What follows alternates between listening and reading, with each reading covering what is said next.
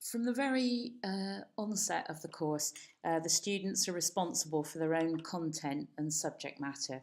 We only offer challenges, we don't define outcomes at any stage. I think when I first started, it was, you have a set perception of how you think illustration is going to be like, and then you start first year going to second year and you realise, oh my gosh, it's an endless world of possibilities. So in no way whatsoever should my work limit itself to one distinct way of working. As soon as the students arrive on the course, they are encouraged to feel part of a peer group that is supportive, that encourages group, playful, creative activity, and that is a support network for their pushing of creative boundaries. Yeah, I think there's a lot of students that would go into it thinking we're going to learn the skills like life drawing and stuff like that, which is very, I think, typical. So there's obviously us who think, oh, we'll learn and do concept art, but that's not the case. That the university brings like the chance to explore those areas, but allows us to be more independent in doing that.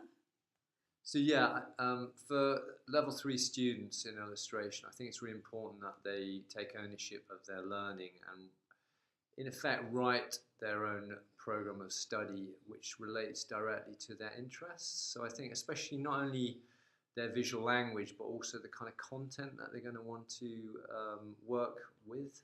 But the content itself is very much in my hands as to what I want to do, what I'm passionate about, what I find interesting or care about would be kind of brought forwards and kind of given more legs by the kind of tutors.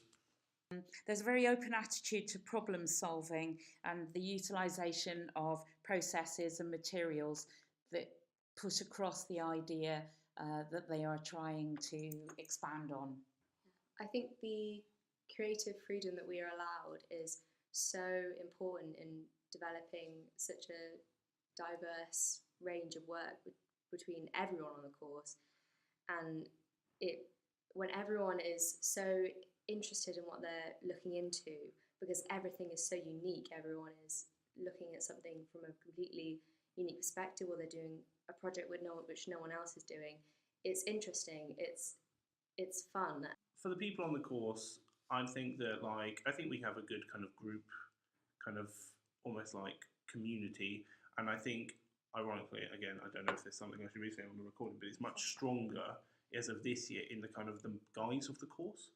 So the level 3, not only do they produce a portfolio of work, but they're expected to produce a targeted marketing campaign that's online and it's traditional analog as well, so a mail-out campaign. They are encouraged to make promotional items, and that's a whole range of different things, increasingly digital and traditional, and quite innovative, idiosyncratic promotional campaigns to get them work. So they're really informed and they've got real exit velocity when they leave, so they're actually targeting the clients that are going to be using them. I think, actually, I mean, that is one thing I think that's good about the course, is that we're made very aware of what it's like beyond uni, and even though being here is quite open, it's very obvious that the industry that some of us want to go into is very demanding and very pressured, and I think getting used to that and making it a more sort of, like self-aware experience, I think. There was a recent UWE marketing promotional hoarding which said students inspired by industry, but actually it should be students inspiring industry. So they are the new generation of creatives, and they should be making work which isn't aping what's already out there. It should be actually completely innovative, idiosyncratic and groundbreaking, and I think that's what we're doing.